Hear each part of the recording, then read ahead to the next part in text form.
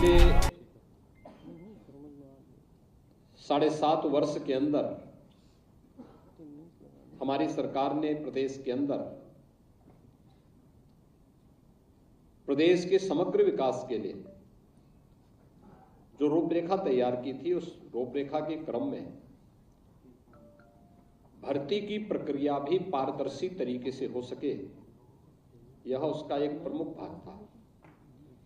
क्योंकि अगर अच्छे और सक्षम और योग्य अभ्यर्थियों का चयन नहीं होगा तो सरकार की योजनाओं को जमीनी धरातल पर उतारने के लिए जिस तंत्र को कार्य करना है वह स्वयं पैरालाइज हो जाएगा, वह स्थिति न पैदा हो।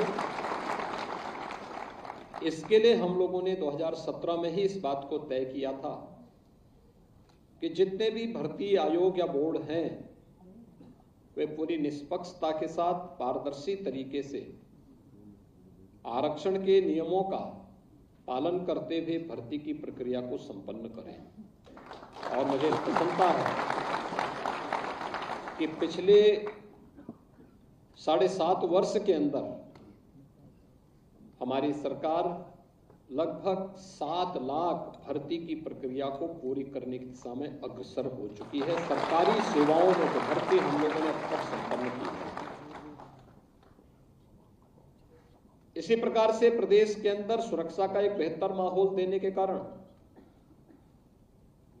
लाखों नौजवानों के लिए निजी क्षेत्र में भी नौकरी की संभावनाओं को आगे बढ़ाया गया।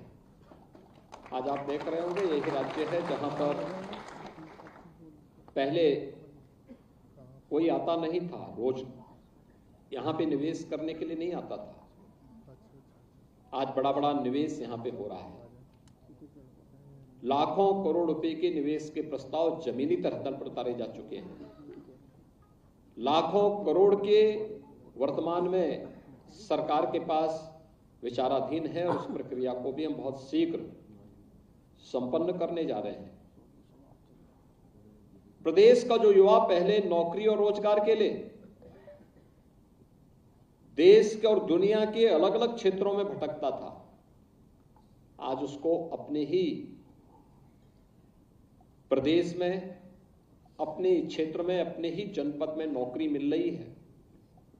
तो अपने घर के कार्यों के साथ साथ वह अपनी सर्विस भी कर रहा है, लेकिन साथ साथ परिवार का देखभाल भी अच्छे ढंग से कर पा रहा है। मैं यहां पर देख रहा था भी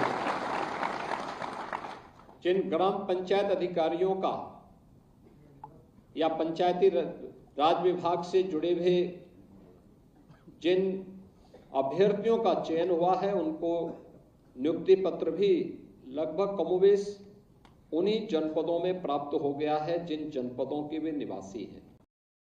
पिछले 7 वर्ष के अंदर जो भी चयन की प्रक्रिया हुई, हम लोगों ने इस बात को सुनिश्चित किया कि इसमें किसी भी अभ्यर्थी के साथ कोई भी भेदभाव न हो। उसकी योग्यता और उसकी क्षमता का भरपूर उपयोग हम प्रदेश के विकास के लिए कर सकें, 25 करोड़ लोगों के भाग्य को बदलने में कर सकें और 25 करोड़ जनता के सामर्थ्य से हम उत्तर प्रदेश को भारत की अर्थव्यवस्था के ग्रोथ इंजन के रूप में प्रस्तुत कर सकें। आज उसी का परिणाम है।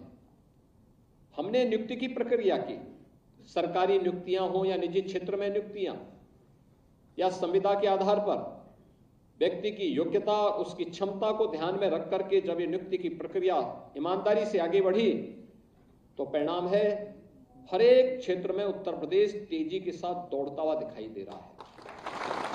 उस विकास का लाभ, प्रतिभा के बेहतर उपयोग का लाभ आज उत्तर प्रदेश को प्राप्त हो रहा है।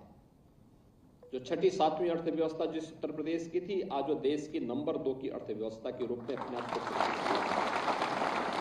जो उत्तर प्रदेश देश के विकास का बैरियर माना जाता था, वह उत्तर प्रदेश आज भारत के विकास का एक ग्रोथ इंजन के रूप में अपने आप को सामने रख रहा है। जिस उत्तर प्रदेश में कोई निवेश करने के लिए नहीं आना चाहता था, आज उस उत्तर प्रदेश में लाखों करोड़ रुपए का निवेश आ रहा है। और ये निवेश केवल निवेश नहीं है, इसमें रोजगार भी है और इसमें विकास भी है। ग्राम पंचायत अधिकारी के रूप में आपकी जो जिम्मेदारी है वह ग्राम पंचायत अधिकारी के रूप में, चाहे वह पंचायती राज विभाग के माध्यम से हो या समाज कल्याण विभाग के माध्यम से, दोनों की अपनी अपनी भूमिकाएं हैं। याद रखना, राष्ट्रपिता महात्मा गांधी के ग्राम स्वराज की परिकल्पना को साकार करने की जो सबसे आधारभूत इकाई है वह ग्राम पंचायत है। आज प्रधानमंत्री मोदी जी ने देशवासियों को आत्मनिर्भर भारत की बात कही है। आत्मनिर्भर भारत के लिए उन्होंने एक टारगेट भी देश के लोगों के सामने प्रस्तुत किया है कि देश जब 2047 में अपने आजादी की शताब्दी महोत्सव मना रहा होगा, तब कैसा भारत हमें चाहिए, तब कैसा भारत हमें चाहिए? एक आत्मनिर्भर और विकसित भारत। और आत्मनिर्भर और विकसित भारत के लिए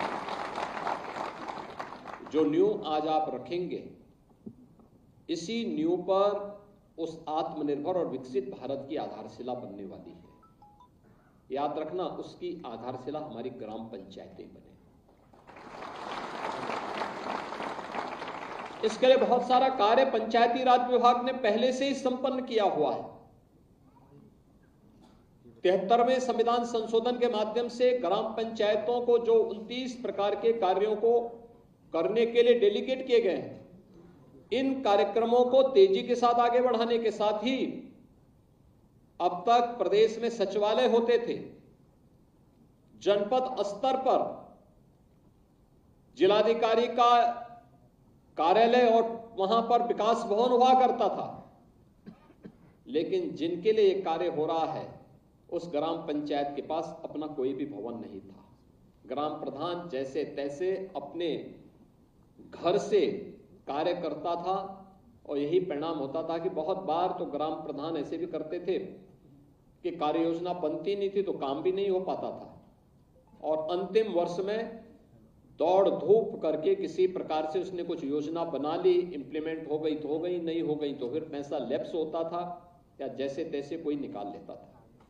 लेकिन अब ऐसा नहीं होने वाला है।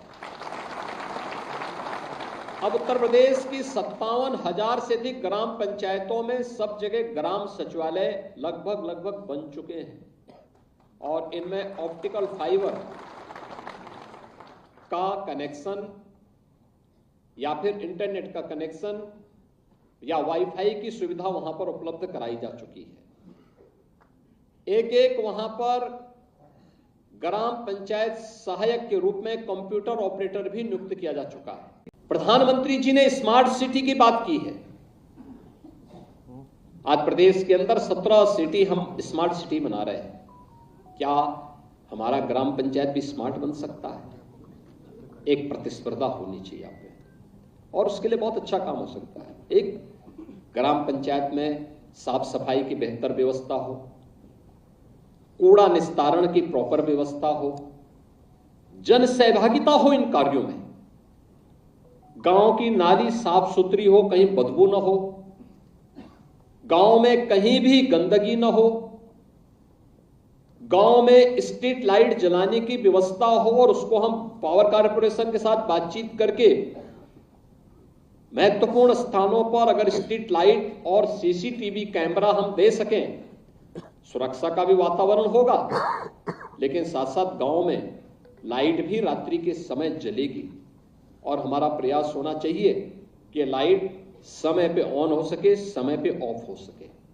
या तो हम सेंसर लगाएं, सेंसर नहीं लगा सकते हैं तो ग्राम पंचायत के किसी एक कर्मचारी की ड्यूटी लगा दें कि भाई देखो, सूर्य अस्त के बाद ऑन होना चाहिए, जब थोड़ी बहुत अंधेरा होने लग जाए और सूर्य उदय के पहले जैसे उजाला होता है ये लाइट बंद हो जानी चाहिए, क्योंकि ये अनावश्यक वेस्ट न हो।